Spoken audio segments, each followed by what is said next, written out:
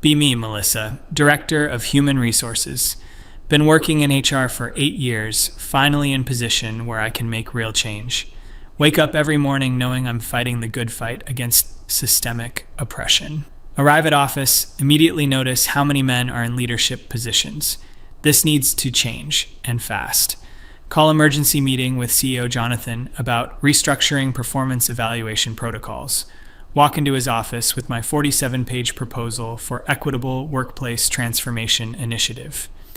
Jonathan, we need to talk about how our current merit-based system is perpetuating inequality. He looks confused, starts flipping through my document. The problem is that traditional performance metrics are designed by men, for men. They inherently favor masculine communication styles and leadership approaches. Proceed to explain how expecting employees to meet deadlines is actually rooted in patriarchal time constructs. When we say someone is results-oriented, we're really just codifying male aggression patterns. Jonathan keeps trying to interrupt, but I'm on a roll. What I'm proposing is a complete overhaul where we prioritize representation and lived experiences. Instead of promoting based on arbitrary metrics, we focus on creating authentic diversity. Slide the quota breakdown across his desk. These targets aren't quotas, they're equity goals that acknowledge historical injustices. Jonathan looks concerned. Melissa, I appreciate your passion for inclusion, but we can't ignore performance entirely. Typical male response, trying to mansplain business to me. Jonathan, what you're not understanding is that performance itself is a gendered concept. When women don't advance, it's not because they're less capable, it's because the system doesn't value their contributions. Spend next 2 hours breaking down unconscious bias in promotion processes. Eventually wear him down until he agrees to pilot program. Victory tastes sweet. Next day, immediately implement new holistic evaluation framework. No more sales numbers, project completions, or technical assessments. Instead, we evaluate collaborative spirit, inclusive communication, and cultural awareness. Start reviewing all current employees through equity lens. Notice Dylan from engineering has been getting promoted too quickly, probably because he looks the part to male leadership. Dig through his HR file looking for anything problematic. Find complaint from 3 months ago where female intern said he interrupted her in meeting. Also note that he uses direct communication style that could make others feel marginalized. Schedule disciplinary meeting. Dylan, we need to discuss some concerning patterns in your workplace behavior. Show him the interruption complaint. I don't remember interrupting anyone. We were brainstorming solutions to the database issue. The impact matters more than your intent, Dylan. Your communication style is creating an environment where marginalized voices feel silenced. He tries to defend himself, but that just proves the point. This defensive reaction is exactly what I'm talking about. I'm going to need you to attend additional sensitivity workshops. Also, implement formal mentorship program, pairing him with Sandra from marketing. Sandra will help you develop more inclusive collaboration techniques. Dylan looks frustrated but agrees. Meanwhile, promote Jennifer from junior developer to team lead. She's been struggling with coding challenges but shows excellent emotional intelligence. When Robert from her team questions the decision, immediately flag him for bias training. Robert, I'm concerned about your reaction to Jennifer's promotion. Can you reflect on why you might be questioning a woman's technical abilities? I'm not questioning her abilities because she's a woman. I'm questioning them because her code doesn't compile. Classic example of how men weaponize objectivity to mask discrimination. Technical skills can be developed, but inclusive leadership is more valuable. Implement mandatory Friday workshops called Deconstructing Workplace Hierarchies. Every employee must attend weekly 3-hour sessions. Hire a consultant named Brianna, who specializes in liberation pedagogy. Sessions cover topics like the violence of punctuality and problematizing productivity culture. Employees required to share their privilege levels and commit to weekly allyship actions. Some people seem resistant, but change is always uncomfortable. Receive anonymous feedback that sessions are disruptive to actual work, obviously written by someone threatened by progress. Increase sessions to twice weekly. Also establish microaggression reporting portal, where employees can flag problematic behavior. Reports start flooding in. Someone reported David for saying "you guys" in team meeting. Angela reported that Thomas looked skeptical during her presentation. Patricia flagged Michael for tone policing when he asked her to lower her voice during phone call. Each incident requires formal investigation and corrective action plan. Start calling individual employees into my office. David, referring to mixed gender groups as guys, erases feminine presence in the space. It might seem innocent, but language shapes reality. Angela, can you help me understand what happened with Thomas's facial expressions? He just seemed doubtful of my ideas, like he wasn't taking me seriously. That's exactly the kind of subtle dismissal that undermines women's authority. Schedule Thomas for intensive bias interruption workshop.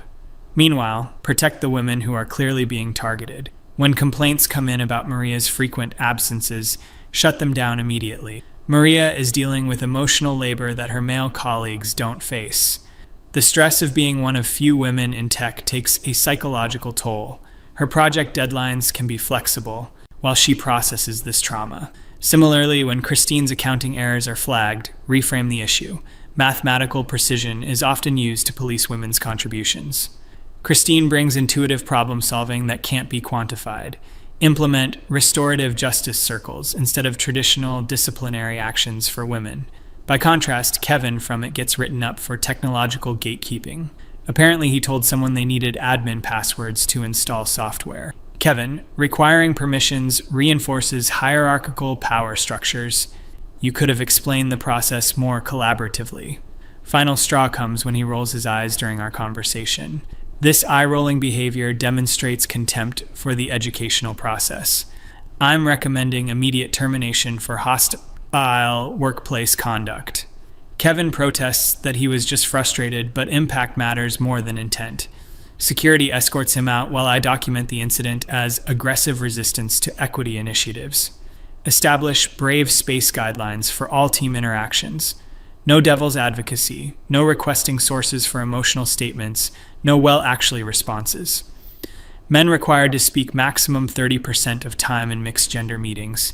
Implement progressive stack, where marginalized identities speak first. Also, mandate acknowledgement rituals at start of each meeting. Everyone must recognize whose traditional land we're occupying and acknowledge their own privilege. Productivity starts declining, but that's expected during transformation periods. Receive pushback from some employees about excessive process.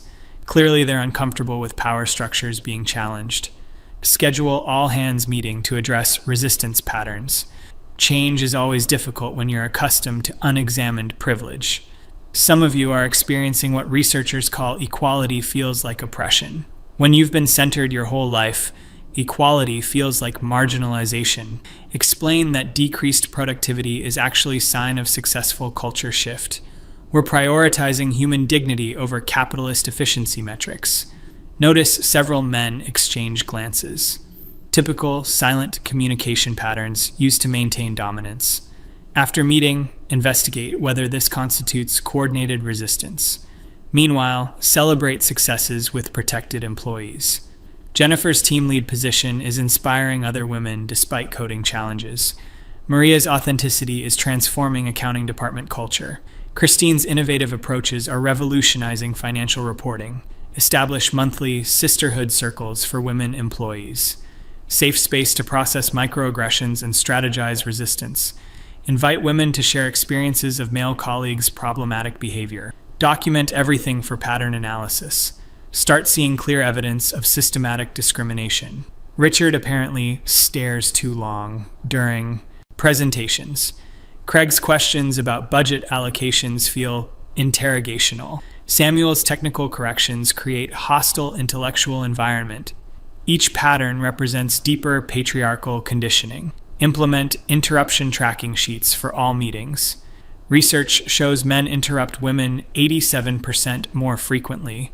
Appoint communication equity monitors to enforce balanced participation. Also, establish emotional labor recognition program. Women receive bonus points for remembering birthdays, organizing team events, and maintaining office morale. These invisible contributions must be formally valued. Notice companies' quarterly results showing decreased client satisfaction. Obviously, clients are struggling to adapt to our more equitable practices, probably uncomfortable with being challenged to examine their biases. Jonathan calls me into his office looking stressed. Melissa, we're getting concerning feedback from both clients and employees. People are saying the workplace feels tense and unproductive. Typical backlash when power structures are disrupted. Jonathan, transformation is never comfortable for those who benefited from the previous system.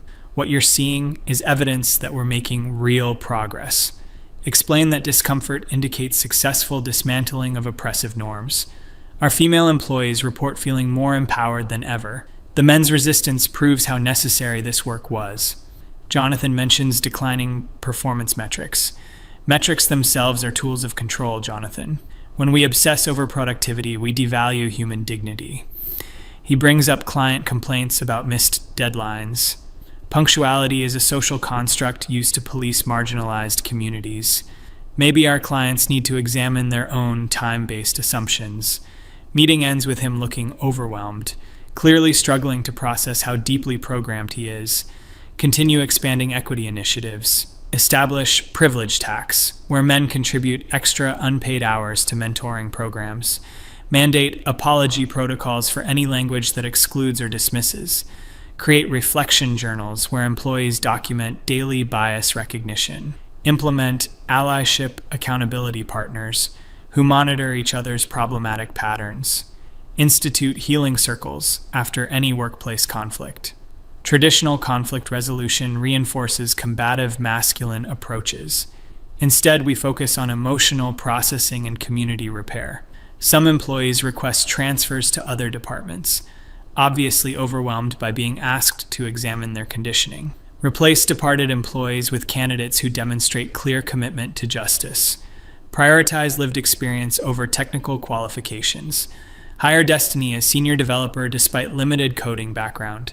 Her perspective as multiply marginalized will transform team culture. Bring in Fatima as project manager, though she's never managed projects. Her community organizing experience translates perfectly.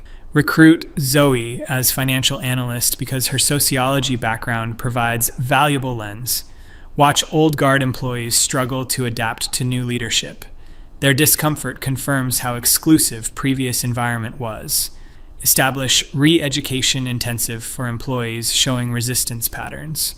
Weekend workshop series covering privilege theory, intersectionality, and microaggression awareness. Mandatory attendance for anyone flagged through bias reporting system. Richard, Craig, Samuel, and several others enrolled immediately. During one session, Richard questions statistical methodology of wage gap research. Immediately halt discussion to address his intellectual intimidation tactics. Richard, demanding sources and citations is a form of epistemic violence. You're using academic gatekeeping to silence women's lived experiences. Require him to attend additional workshop on unlearning analytical supremacy. Meanwhile, notice company starting to lose major clients. Apparently, they're concerned about project delivery timelines.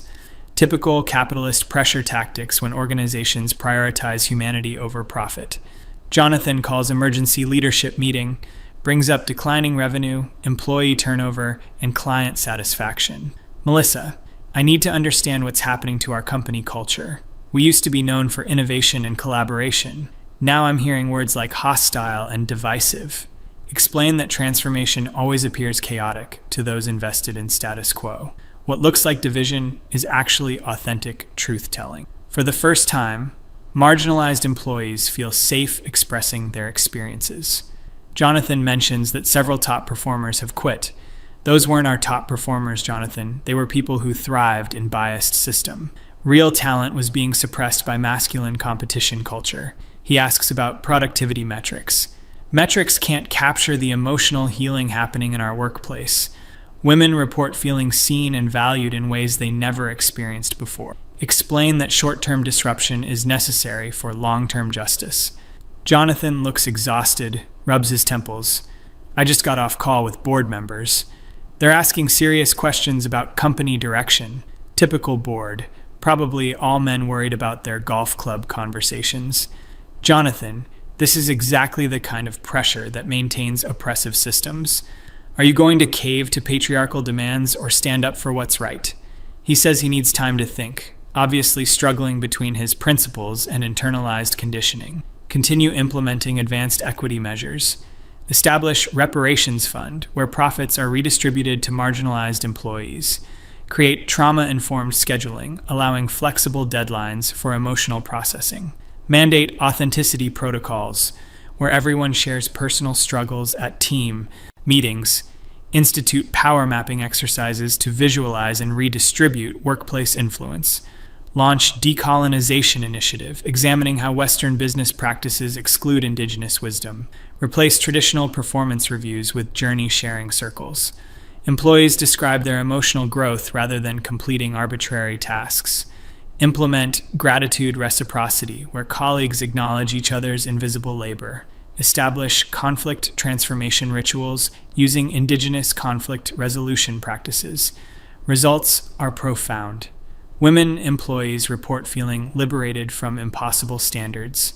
Men are beginning to recognize their unconscious bias patterns. Workplace conversations focus on humanity rather than profit maximization. Notice some employees still struggling with adaptation. Daniel apparently made dismissive face when Destiny explained her coding approach. Immediately, flag for intensive bias interruption. Dylan reported asking too many technical questions during Fatima's project presentation, clearly trying to undermine her authority through intellectual intimidation. Schedule him for advanced privilege recognition workshop. Also investigate whether these patterns represent coordinated resistance. Discover that Robert, Thomas, Samuel, Craig, Richard, and Dylan have been eating lunch together. Suspicious timing suggests possible conspiracy to maintain Wawel dominance. Document evidence and prepare disciplinary action. Meanwhile, continue supporting women through transformation process. Jennifer's team lead role is inspiring despite ongoing coding challenges. Provide her with additional training resources and emotional support. Maria's accounting work shows creative approaches even if numbers don't always add up. Mathematics itself reflects masculine linear thinking patterns. Christine's financial reports include important contextual information. Traditional accounting ignores social and emotional factors. Destiny's code might not compile perfectly, but brings valuable perspective to development process. Fatima's project management style prioritizes relationships over arbitrary deadlines. Zoe's financial analysis incorporates broader social justice considerations. Their authenticity is transforming our workplace culture. Receive concerning news that company is being acquired by larger corporation, immediately worried about new management's commitment to equity. Larger companies often prioritize profit over human dignity. Schedule emergency meeting with Jonathan. We need to ensure that any transition protects our progress. The women employees are finally feeling safe and empowered. We can't let corporate interests undo this transformation. Jonathan looks uncomfortable, avoids eye contact. Melissa, the acquisition is already finalized. New management team starts Monday. Feel sudden panic about everything we've built. Jonathan, did you explain our equity initiatives to them? Do they understand how much healing has happened here? He mentions they'll be reviewing all policies. Ominous language suggesting they might not value our progress. We need to prepare documentation showing success of our programs. The women's empowerment, the consciousness raising, the bias interruption. Spend weekend compiling evidence of transformation. Testimonials from protected employees about feeling valued. Documentation of men's participation in re-education programs. Evidence of increased authentic communication and emotional healing. Monday morning, meet with new management team, led by someone named Alexandra, who apparently has operations experience. Immediately suspicious when she uses corporate buzzwords like efficiency and productivity. Red flags everywhere. Alexandra, I'd like to walk you through our equity transformation initiatives. Begin presentation about dismantling patriarchal workplace structures. She interrupts after 5 minutes. Melissa, I've reviewed the quarterly reports and client feedback.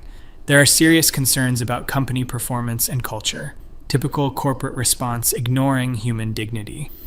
What you're seeing as performance issues are actually signs of successful culture change. We've prioritized justice over profit, healing over productivity. Explain that decreased metrics reflect employees being liberated from oppressive expectations. Alexandra takes notes with skeptical expression. I'll need complete documentation of all policy changes and disciplinary actions. Also want to meet with random sample of employees this week, concerning requests suggesting she doesn't trust our leadership. Alexandra, the women employees here have been through significant healing process. Random interviews might re-traumatize them by questioning their experiences. She insists on conducting her own assessment. Spend rest of week anxiously waiting for results. Notice employees seem nervous about transition. Reassure women that new management will recognize value of our work. Change is always scary, but truth has a way of revealing itself. Alexandra will see how much healing and empowerment has happened. Friday afternoon, get called to Alexandra's office. Walk in feeling confident about our achievements. She's sitting behind desk with multiple folders open. Melissa, I've completed my review of your policies and initiatives. Wait for praise about innovative approaches to workplace justice. I've also conducted confidential interviews with staff members. The feedback has been illuminating. Sense something wrong in her tone.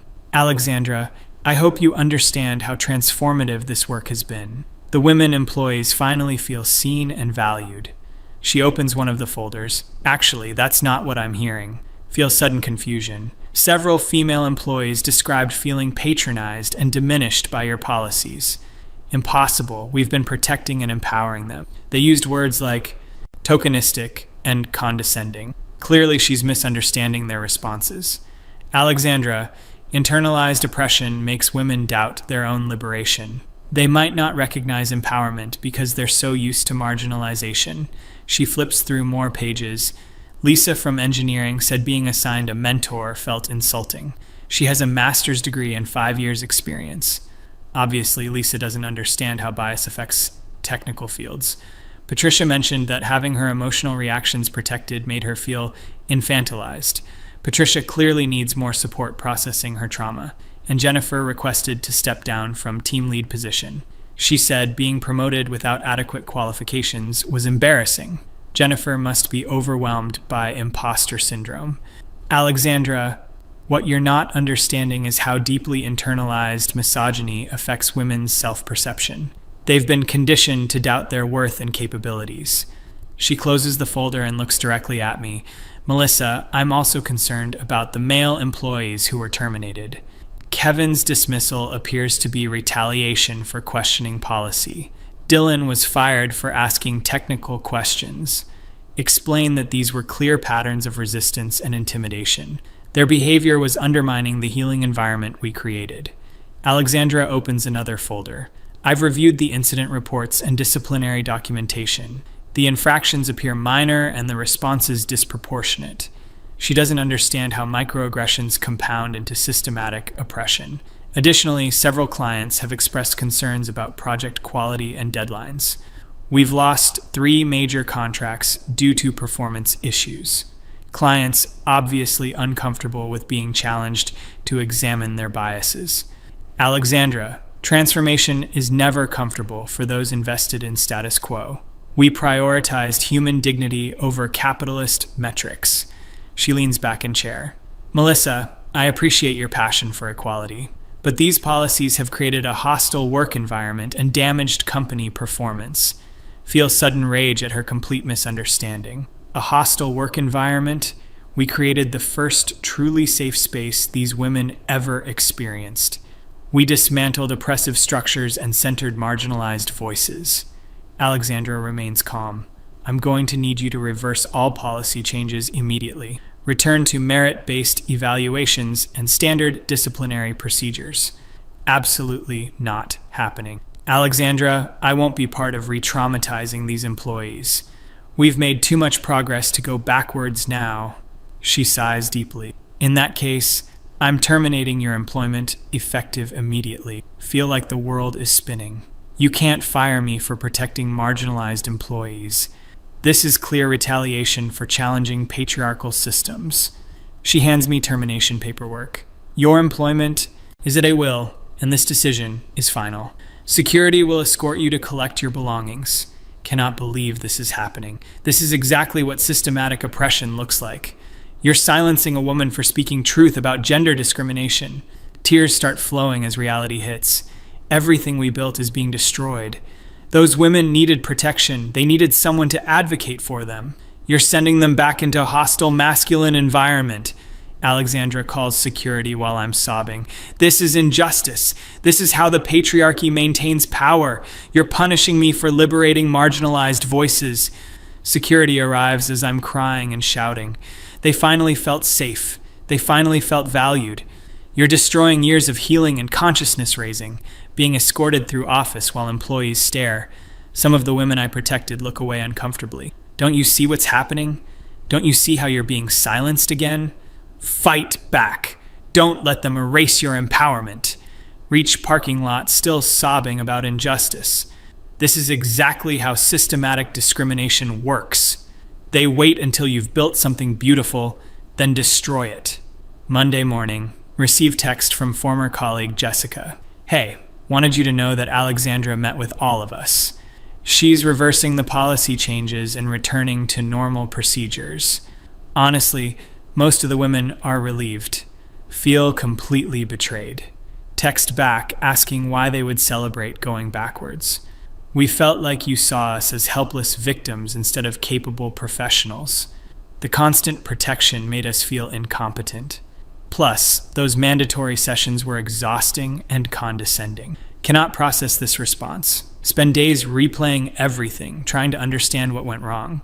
Obviously, they're experiencing trauma bonding with their oppressors. Internalized misogyny runs deeper than I realized. They need more time to understand their own liberation. Apply for new HR positions, but keep getting rejected. Potential employers seem concerned about culture fit and collaboration style. Typical code words for bias against transformational leadership. Eventually realize I need to find organization that truly values justice. Apply to nonprofits and advocacy groups. During interviews, explain how I successfully challenged oppressive workplace structures. Describe implementing bias interruption and consciousness-raising programs. Outline success in protecting marginalized employees from systematic discrimination. Somehow these organizations also seem hesitant. Must be infiltrated by liberal feminists who don't understand radical change. Months later, still unemployed and processing the trauma. Realized that entire experience confirmed everything about patriarchal resistance. They allowed me to build something beautiful, then destroyed it the moment they felt threatened. Classic pattern of systematic oppression. The women's rejection of their own liberation shows how deeply conditioned they are. Eventually, they'll understand what we accomplished. Eventually, they'll recognize that someone fought for their dignity, still believe transformation is possible, still know that someone needs to challenge these structures. Next opportunity will be more strategic about protecting the progress. System won't silence me forever.